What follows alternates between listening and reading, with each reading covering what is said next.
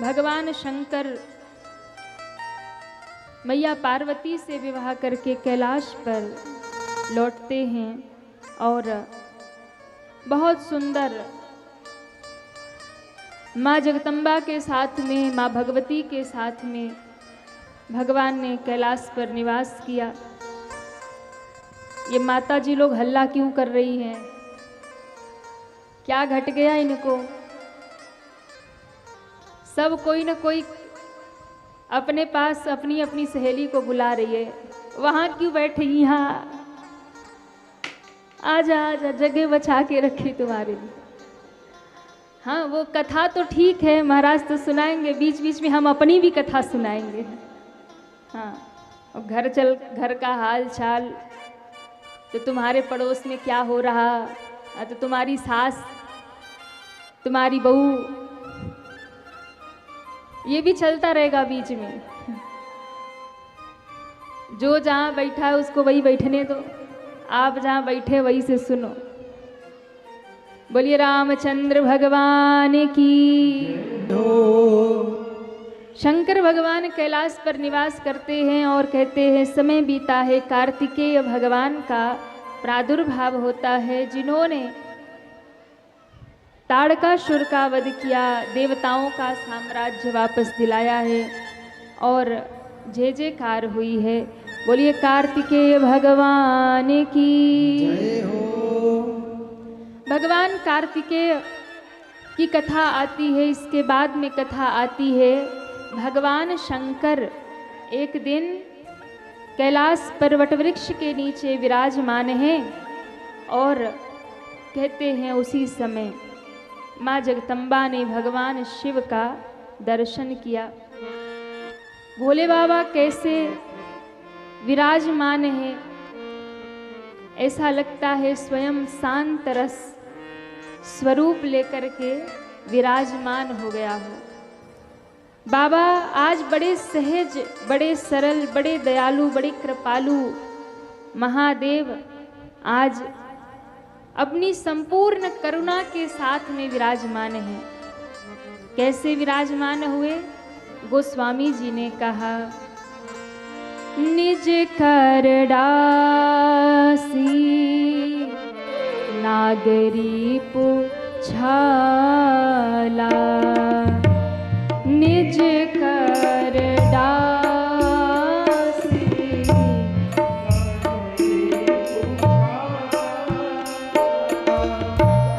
सहज ही बैठे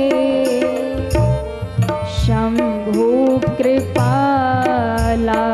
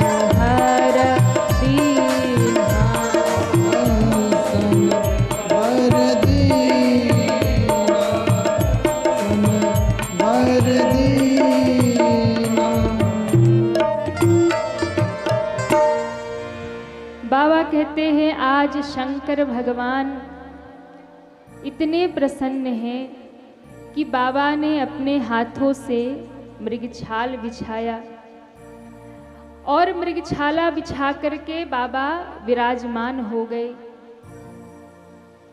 शंकर भगवान की ये लीला दर्शाती है कि जीवन में सहजता होनी चाहिए, सरलता होनी चाहिए।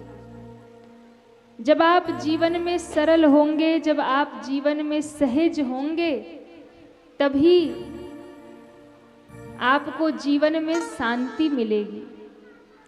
कई बार जब व्यक्ति बहुत बड़ा हो जाता है, बहुत धन मिल जाए, बहुत बड़ा पद मिल जाए, तो क्या व्यक्ति के जीवन की सहजता समाप्त हो जाती है, सरलता समाप्त हो जाती है। फिर वो जहाँ जाएगा ना, एक अपने पद का अभिमान लेकर के जाएगा, धन का अभिमान लेकर के जाएगा, भारी होकर के जाएगा।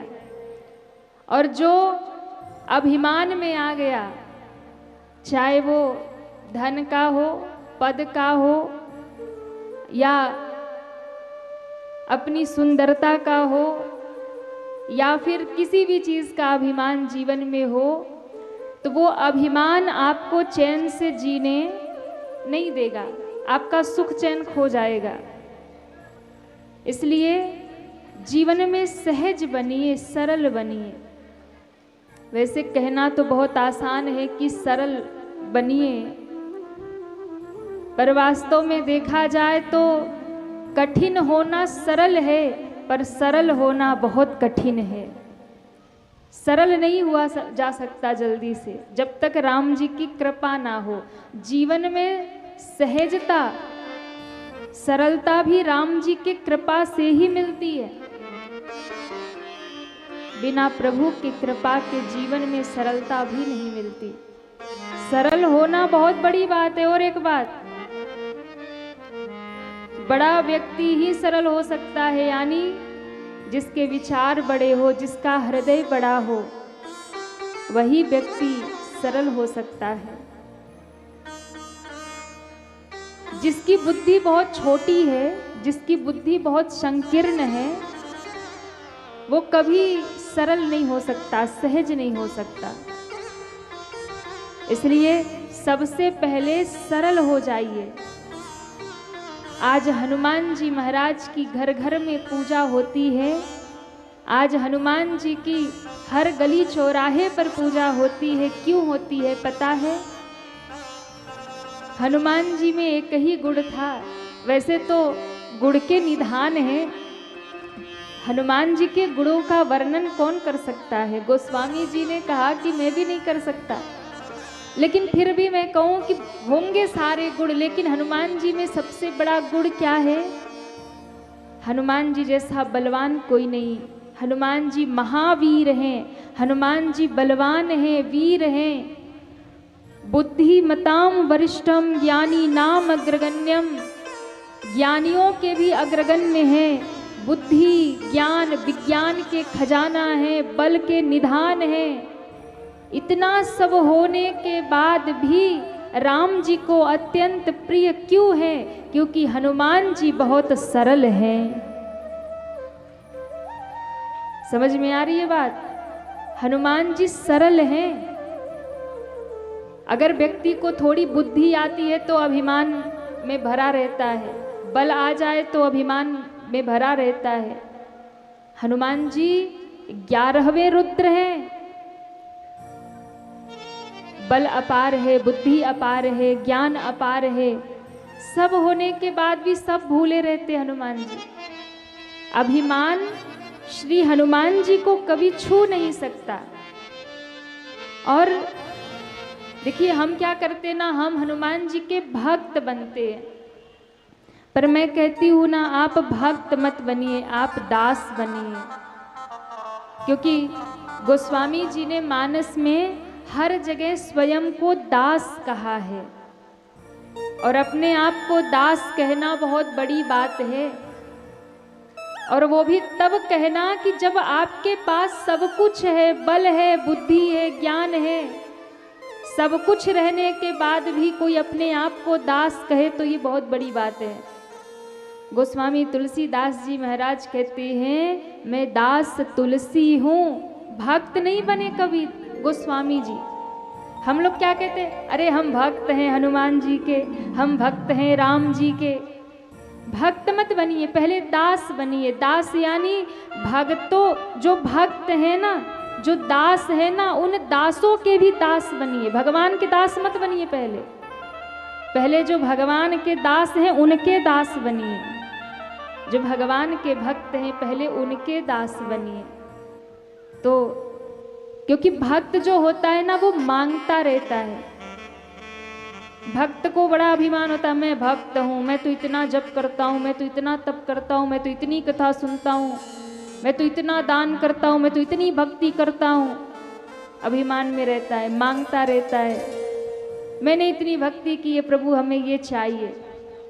लेकिन दास कभी मांगता नहीं, दास सिर्फ सेवा करता है। और हनुमान जी सिर्फ सेवा करते हैं राम जी के चरणों की। इसलिए हनुमान जी के अंदर दासोहम, दास का भाव है, मैं राम का दास हूँ। इसलिए हनुमान जी पर उन्हीं की कृपा होती है, या हनुमान जी तक वही पहुँचते हैं जिनके अंदर दास का भाव जाग जाता है। दास का भाव यानी अहंकार को छोड़ देना, अभिमान को छोड़ देना।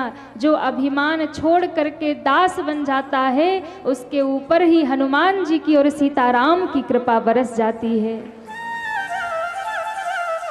इसलिए पहले दास बनिए, क्योंकि जब आप गुरु के चरणों में झुकेंगे ना, तभी अभिमान मिटेगा। बिना झुके अभिमान नहीं मिटेगा। पहले कहीं समर्पित होना पड़ेगा। पूर्ण समर्पण आपका अभिमान तोड़ता है। अच्छा देखो, पहले के जमाने में जो घर बनते थे ना, उसके दरवाजे बड़े छोटे छोटे होते थे। आजकल तो भैया बड़े लंबे लंबे दरवाजे होते हैं। हाँ, और कई कई घरों में तो इतने ऊंचे दरवाजे, महाराज देखते ही रहो दरवाजा ऊंचा ऊंचा। पहले के जमाने में घर के दरवाजे छोटे होते थे। पहले के जमाने में आप जितने पुराने शक्तिपीठ, सिद्धपीठ मंदिर होंगे,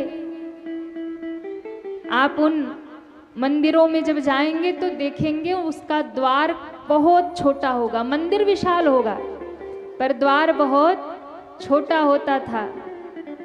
ये हमारे ऋषियों का एक वैज्ञानिक साइंटिफिक रीजन था छोटा करने का द्वार। क्यों भैया, दुनिया में तो अकड़ के चलते ही हो। हाँ, सबके सामने अकड़ते हो, माँ बाप के सामने अकड़ते हो, बड़ों के सामने, सबके सामने अकड़ के आदमी चलता है। तो ऋषि मुनियों ने कहा, दुनिया में भले ही अकड़ के चलते होगे, लेकिन जब इस दुनिया बनाने वाले के द्वार पर आओगे तो झुक कर ही अंदर जाना पड़ेगा। यहाँ झुकना ही पड़ेगा। झुकने का मतलब कि जब आप सिर झुका के अंदर घुसोगे तो पहले ही अभिमान टूट जाएगा, अभिमान पहले समाप्त हो जाएगा। क्योंकि वो जानते थे ना कि इंसान सब कर सकता है पर झुक नहीं सकता। इसलिए उन्होंने द्वार ही छोटा बनाया था कि पहले झुको तब मंदिर में प्रवेश होगा, तब दर्शन होगा। और झुकने का अर्थ है अभिमान समाप्त करना, अहंकार को मिटा देना। कहीं न कहीं तो समर्पित होना पड़ेगा, कहीं न कहीं तो आपको झुकना पड़ेगा। और जहां आप झुक जाएंगे, जहां आप समर्पित हो जाएंगे, उसी दिन आपके जीवन की सारी समस्याएं समाप्त हो जाएंगी। इसलिए जीवन में सरलता होनी चाहिए, जीवन में सहजता होनी चाहिए। दास का भाव जिस दिन जीवन में आया ना, पहले भक्त मत बनो। हनुमान जी दास बने, पहले दास बनिए। जब आप दास बन जाएंगे ना, तब हनुमान जी महाराज की कृपा होगी। हनुमान जी राम के चरणों में समर्पित हैं, दास भाव से मैं राम जी का दास हूं। लंका में जब हनुमान जी को पूछा गया ना कि कौन है आप, तो कहा मैं राम का दूत हूं, मैं राम का दास हूं। कोई बड़ा आदमी कभी किसी के सामने नहीं कह सकता कि मैं उनका दास हूँ, पर हनुमान जी धन्य हैं। तो भैया हनुमान जी की भक्ति दास की भक्ति है, इसलिए हनुमान जी के भक्त मत बनिए, पहले हनुमान जी के दास बनिए। और जिस दिन दास बनेंगे, दास की भावना जब मन में आएगी तो अभिमान भंग होगा, और जब अभिमान भंग होगा तब प्रभु की कृपा बरसेगी। मंदिर में जाइए तो झुक करके जाइए, गुरु के सामने जाइए तो झुक करके जाइए। कहीं ना कहीं तो समर्पित होना पड़ेगा, कहीं ना कहीं तो समर्पण करना पड़ेगा, कहीं ना कहीं तो आपको झुकना और टूटना पड़ेगा। और ध्यान रखना, दुनिया में मत टूटना, दुनिया में मत झुकना। झुकना भी हो तो किसी संत महात्मा गुरु अपने प्रभु के चरणों में झुकना, उनके चरणों में टूट जाना, क्योंकि यदि वहां झुक गए, वहां टूट गए तो वहीं से आपका पुनः निर्माण हो जाएगा। मंदिर में जाने के भी बड़े नियम होते हैं। अच्छा देखो, मंदिर आप लोग जाते कि नहीं जाते? कौन कौन मंदिर जाता है?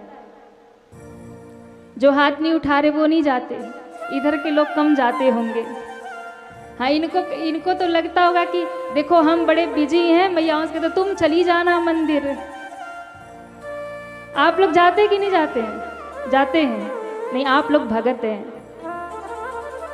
तो मंदिर जाने पर कुछ बातों का ध्यान रखना चाहिए। मंदिर जाने का भी नियम होना चाहिए। हम लोग मंदिर में जाकर के बहुत सारी गलतियां करते हैं। तो यदि आप मंदिर जाते हैं तो मंदिर जाने के लिए 6 बातों का ध्यान रखिए। मंदिर जब भी जाइए, अगर वो मंदिर घर के आसपास या थोड़ी दूर पर है तो आप प्रयास करिए कि मंदिर सदैव पैदल जाइए। मोटरसाइकिल से, कार से मत जाइए, वाहन से मत जाइए। अगर ज़्यादा दूर है तब तो साधन की आवश्यकता है, लेकिन अगर थोड़े ही दूर की है तो पैदल जाइए, पहला नियम। दूसरा नियम, मंदिर जब भी जाइए तो नंगे पांव जाइए, चप्पल जूते पहन करके मत जाइए। मंदिर जब भी जाइए तो नंगे पांव जाइए, चप्पल जूते उतार करके जाइए, क्योंकि जब आप चप्पल जूते उतार कर नंगे पांव मंदिर जाते हैं ना, तो आपके हृदय में प्रभु के प्रति श्रद्धा और भक्ति का प्रादुर्भाव हो जाता है। तीसरी बात, मंदिर कभी खाली हाथ मत जाइए। जब भी मंदिर में आप जाइए, आपके हाथ में पुष्प होना चाहिए, पत्र होना चाहिए, थोड़ा बहुत प्रसाद होना चाहिए, और जितनी भी स्वेच्छा हो, सामर्थ्य हो, थोड़ी दक्षिणा भी होनी चाहिए। क्योंकि वो जगत के मालिक हैं ना, वो देखते हैं कि मेरा भक्त मेरे द्वार पर कैसे आ रहा है। मैंने इतना इसे दिया है पर मेरे द्वार खाली हाथ आ रहा है। इसलिए भगवान के दरवाजे जब भी जाइए, हाथ में एक ही पुष्प हो, एक ही पत्र हो, थोड़ा सा ही प्रसाद हो, थोड़ी सी ही दक्षिणा हो, पर जरूर हाथ में कुछ न कुछ लेकर जाइए। और एक बात, मंदिर में जब आप प्रवेश करते हैं तो सामने सबसे पहले घंटा लटका होता है। मंदिर में प्रवेश करते ही सबसे पहले घंटी बजा दो, ध्वनि कर दो, ताकि भगवान की दृष्टि अगर कहीं और हो तो सीधा आपके ऊपर पड़ जाए कि भगत आ गया है। हाँ? जाते ही पहले घंटी बजाओ और तब प्रभु के दर्शन करो। और दूसरी बात, ज़्यादातर लोग गलती करते हैं कि जब दर्शन करके बाहर निकलेंगे फिर जोर से घंटा बजा देंगे। ये अपराध हो गया। बाहर निकलते समय कभी घंटी बजाना नहीं चाहिए। मंदिर में जाते टाइम घंटा बजा लो पर आते टाइम नहीं, ये अपराध हो गया। क्योंकि अब आप भगवान से विदा ले लिए, अब घंटी मत बजाओ, भगवान को डिस्टर्ब मत करो, और भगत है उनके पास। इसलिए मंदिर में प्रवेश करते वक्त घंटा बजाना चाहिए। मंदिर से निकलने के बाद, पूजा समाप्त होने के बाद घंटी घड़ियाल घंटे नहीं बजाने चाहिए। और सबसे मुख्य बात, हम और आप क्या करते हैं, जैसे ही मंदिर में जाएंगे पुजारी जी को प्रसाद पुष्प जो भी था वो दे दिया। देने के बाद भगवान के सामने खड़े होंगे हाथ जोड़ के, और जोर से आंख बंद करके अपनी मनोकामना, प्रार्थना, स्तुति जो मन में आएगा, हे भगवान नौकरी लगवा दो, पैसा दे दो, घर दे दो, दुकान दे दो, मकान दे दो, नाती पोते दे दो, बहू दे दो, कुछ नहीं तो पड़ोसी से झगड़ा चल रहा उसे ही सल्टा दो। जल्दी जल्दी मनौती मांगी और बाहर हो गए। भगवान बैठे बैठे मुस्कुराते, एक बार आँख खोल के हमें देख तो ले, हाँ एक बार हमसे बात तो कर ले, मिल तो ले हमसे। मंदिर में जा करके आंख बंद नहीं करना। अगर आंख बंद करके ध्यान नहीं करना तो घर ही बैठे रहो। फिर मंदिर में जाइए तो सामने जो भी भगवान का विग्रह है उन्हें निहारिए, उन्हें देखिए, चरण से लेकर के सिर तक भगवान को निहारिए। और सबसे पहले भगवान के चरण कमलों का दर्शन करिए। सबसे पहले चरण का दर्शन करिए, और चरणों से दर्शन करते करते करते करते भगवान के पूरे अंग अंग का दर्शन करते हुए अंत में भगवान के मुख कमल का दर्शन करिए। और उस मुख कमल का दर्शन करके उनके चरणों को, उनके स्वरूप को अपने हृदय में धारण कर लीजिए। तो मंदिर में जाकर के आंख नहीं बंद करना। ये तो दर्शन के बाद की पद्धति है कि दर्शन करके बाहर निकलो तब आंख बंद करो, करके याद करो कि भगवान कैसे लग रहे थे। वहां जाओ तो आंख खोल करके भगवान को निहारो और भगवान के चरणों को अपने हृदय में धारण करके आओ। ये नियम होता है मंदिर में जाने का और दर्शन करने का। और परिक्रमा मंदिर में जरूर लगानी चाहिए। परिक्रमा मंदिर की जरूर लगाएं। परिक्रमा लगाकर प्रणाम करके फिर घर को वापस जाएं।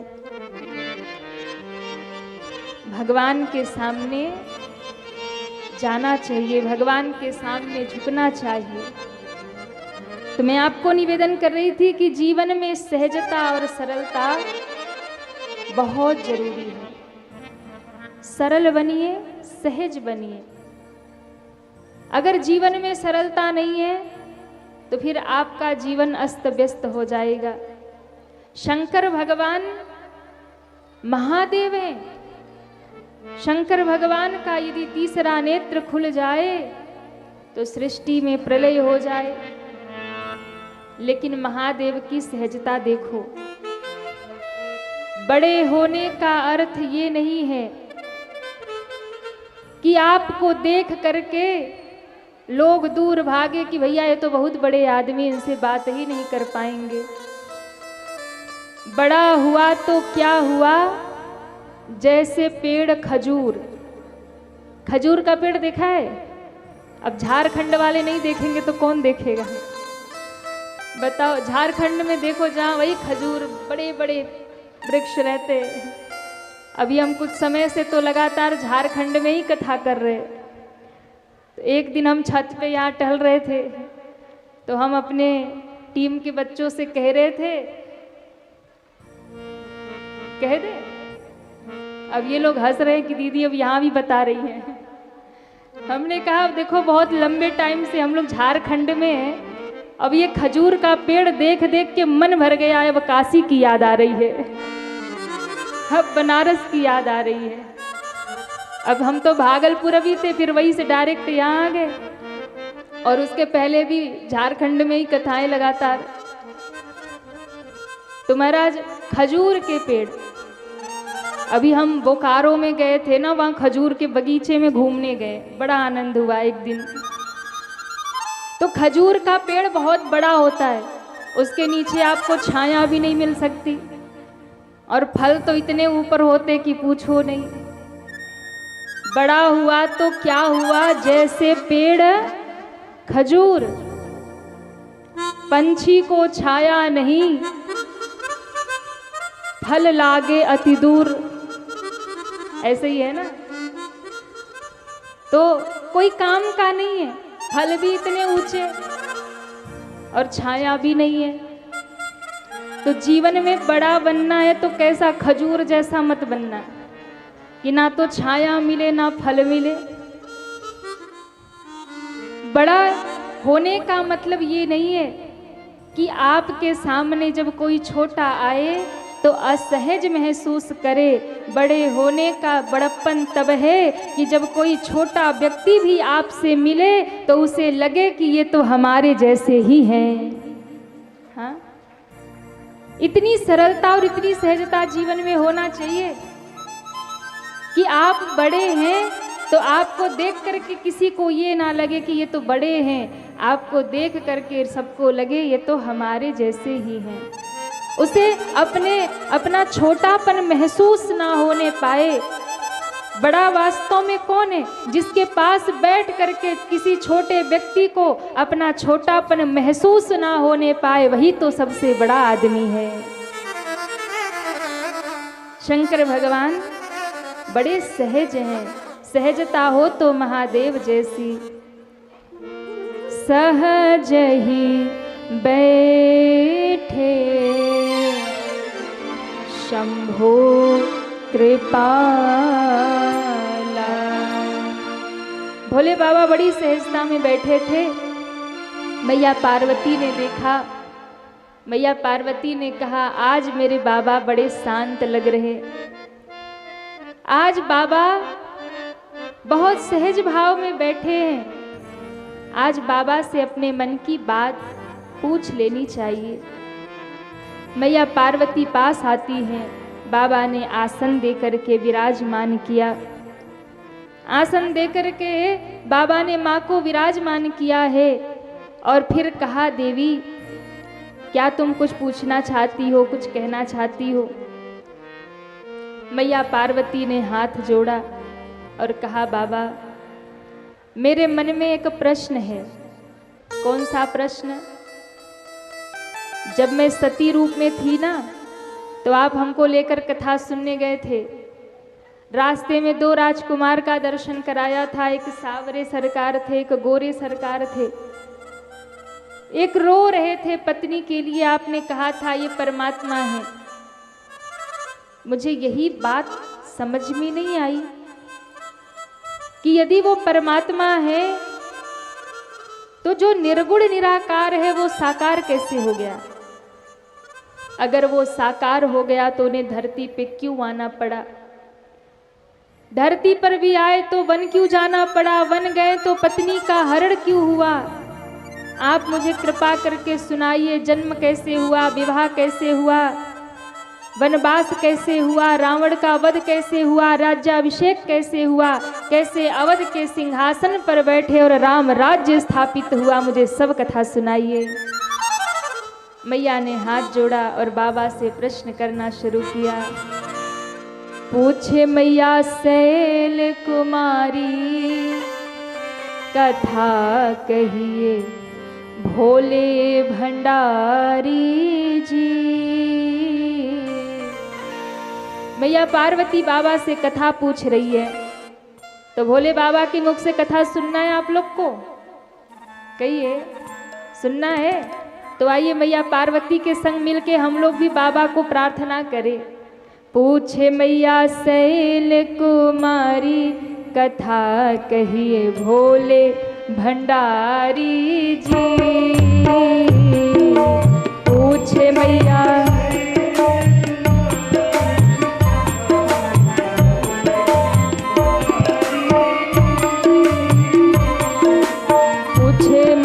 शैल कुमारी कथा कही भोले भंडारी जी। शैल कुमारी जी कही भोले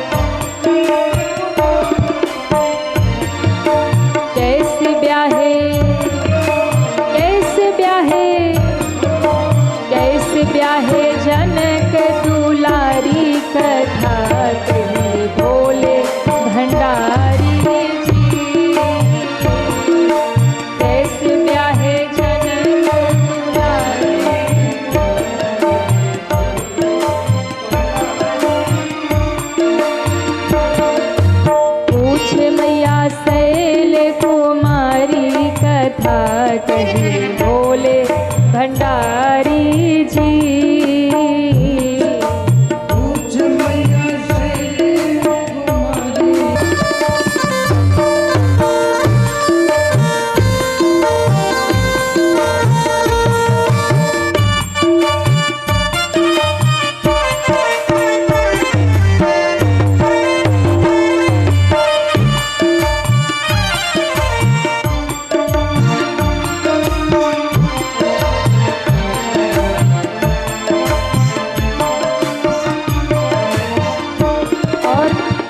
कैसे जनक दुलारी को ब्याह लिया, विवाह कैसे कर लिया, ये सब तो ठीक था, लेकिन ऐसा कौन सा दोष सरकार में था, राम जी में था, ऐसी कौन सी कमी थी जिसके कारण घर बार छोड़ना पड़ा, वन में जाना पड़ा।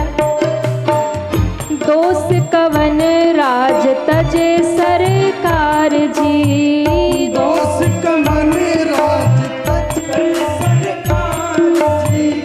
दोष कवन राज तजे सरकार जी, दोष कवन राज तजे सरकार जी।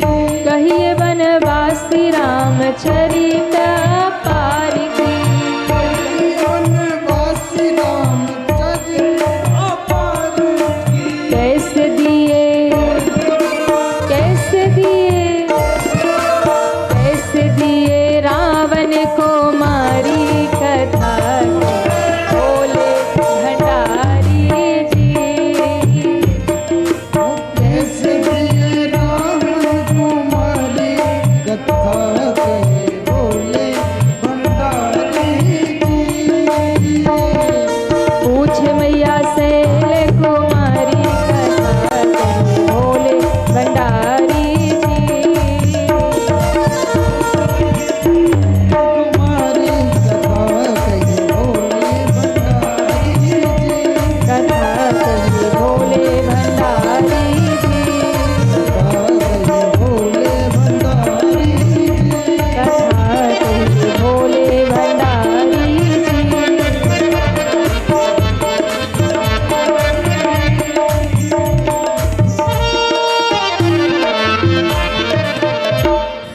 बोलिए शंकर भगवान की जय हो।